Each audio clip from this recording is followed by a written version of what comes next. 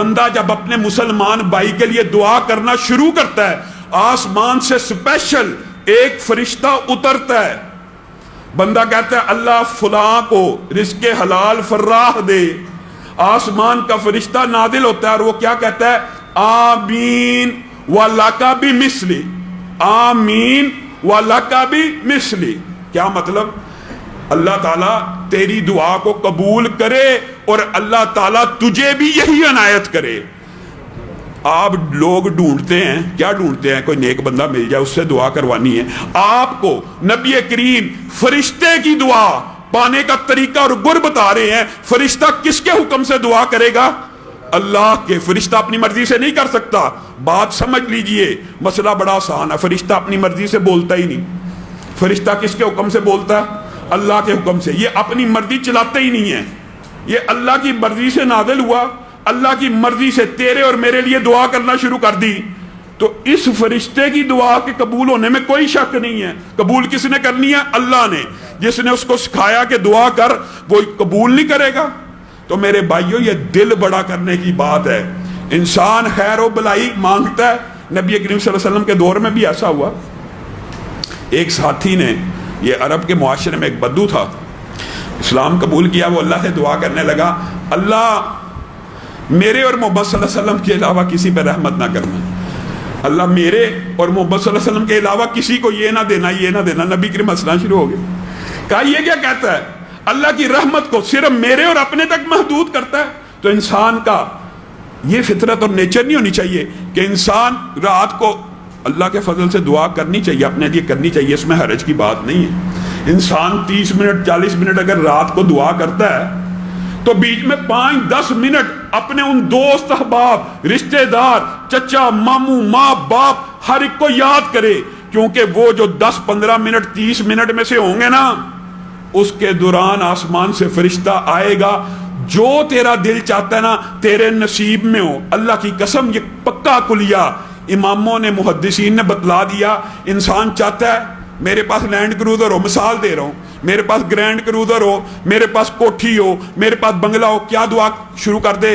اللہ میرے بھائی کو لینڈ کروزر دے دے، اپنی مانگے ہی نا، اللہ میرے بھائی کو لینڈ کروزر دے دے، آسمان سے فرشتہ آئے گا۔ یہ دل بڑا کرنے کی بات ہے، یہ اپنے آپ کی ٹریننگ کرنے کی بات ہے۔ میں شاہد ہوں، اپنی زندگی کے بھی بے شمار واقعات ہیں۔ آپ لوگوں کے لیے دعا کرنے والے کو کبھی محتاج نہیں پائیں گے، کبھی محتاج نہیں پائیں گے۔ وجہ اس کے لیے تو فرشتے دعائیں کر رہے ہیں۔ تو آپ نے یہ بات بھی سمجھنی ہے کہ اس حوالے سے ایک واقعہ بھی ذہن میں آ گیا، اور یہ پرانا واقعہ نہیں، انبیاء کی دعاؤں کا تو آپ نے سنا ہوا ہے۔ نبی کہتے ہیں اللہ تعالیٰ ہم آپ سے دعا مانگ کے کبھی محروم نہیں رہے، نبی کہہ رہے ہیں۔ آج عصر حاضر کا ایک واقعہ دماغ میں آ گیا کسی کے لیے دعا کرنے کے حوالے سے۔ ایک شخص کو، سچا واقعہ، سعودی عرب کا واقعہ، خواب آتا ہے اور خواب میں نمبر بھی آتا ہے۔ خواب میں نمبر بھی آیا کہ فلاں بندے کو عمرہ کروا۔ خواب آئی، 7 نمبر بھی آیا، اور وہ خواب سے اٹھا، اس کو وہ نمبر یاد ہے۔ پھر خواب آئی، پھر خواب آئی، پھر خواب آئی۔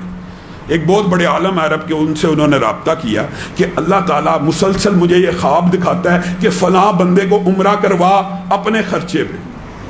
تو اس عالم نے ان کو تعبیر بیان کی کہ یہ اللہ کی طرف سے روحانی خواب محسوس ہو رہا ہے، اور تجھے کسی بندے کو عمرہ کرانے کا حکم دیا جا رہا ہے، تو اس کو لازمی عمرہ کروا۔ ابھی تک تو نے وہ نمبر نہیں ملایا؟ نہیں، میں نے وہ نمبر نہیں ملایا۔ ملا، نمبر ملایا۔ ایک عربی بدو نے فون اٹھا لیا، اس سے گفتگو ہوئی، مجھے خواب آتی ہے عمرہ کر لے۔ کہا میں نے تو جب سے پیدا ہوں کبھی خانہ کعبہ دیکھا ہی نہیں، مجھے خواب آتی ہے میں تیرا خرچہ اٹھاؤں گا، ٹکٹ اٹھاؤں گا۔ اس نے اس کا فون رکھ دیا، اس نے اپنی پوری داستان، پوری لکھی ہوئی، کتابوں میں بھی موجود ہے، اور عرب کا عصر حاضر کا واقعہ، اس کے انٹرویو موجود ہے۔ اب وہ بار بار کال کرے، بالآخر پتہ نہیں اس بندے کے دل میں کیا خیال آیا، اس نے کہا ایک شرط پہ آؤں گا، وہاں پہ تو مجھے 5 سٹار ہوٹل دے گا، وہاں پہ میرے یہ اخراجات کرے گا، یہاں سے مجھے پک کرے گا، یہاں پہ مجھے واپس چھوڑے گا، میں تیرے اصرار کے اوپر عمرہ کرنے آتا ہوں، میں نے پوری زندگی سعودیہ میں گزار دیا، میں نے خانہ کعبہ نہیں دیکھا، تو میرے پیچھے لگ گیا ہے، تو چلو میں یہ کام کر دیتا ہوں۔ اب دیکھیے کسی کی دعا انسان کے کیسے کام آتی ہے۔ وہ بندہ اس کو عمرہ کروا گیا, سارے اخراجات, اس کی ساری ڈیمانڈز پوری کر رہا ہے, وہ خانہ کعبہ کو بدو چھوڑ کے جا رہا ہے باہر.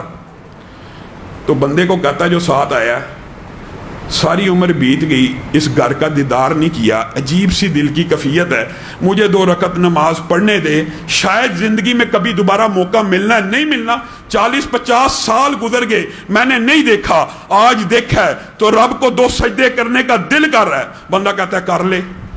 وہ بندہ کہتا ہے میری آنکھوں کے سامنے دوسرے سجدے میں گیا ہے, آخری رکعت کے, میں نے دیکھا سجدہ لمبا ہوتا جا رہا ہے, لمبا ہوتا جا رہا ہے, لمبا ہوتا جا رہا ہے, میں اس تک پہنچا, اس کی روح جسم سے نکل چکی ہے.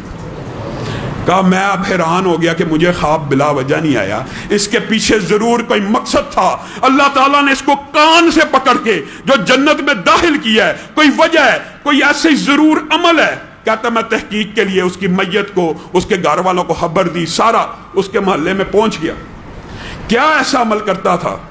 اس کے بارے میں کہتا مجھے نیگیٹو رپورٹیں ملی, نمازی سستی کا شکار تھا, کبھی جمعہ پڑھا, عید پڑھی, بالکل نارمل آدمی, سگریٹ نوش وغیرہ وغیرہ.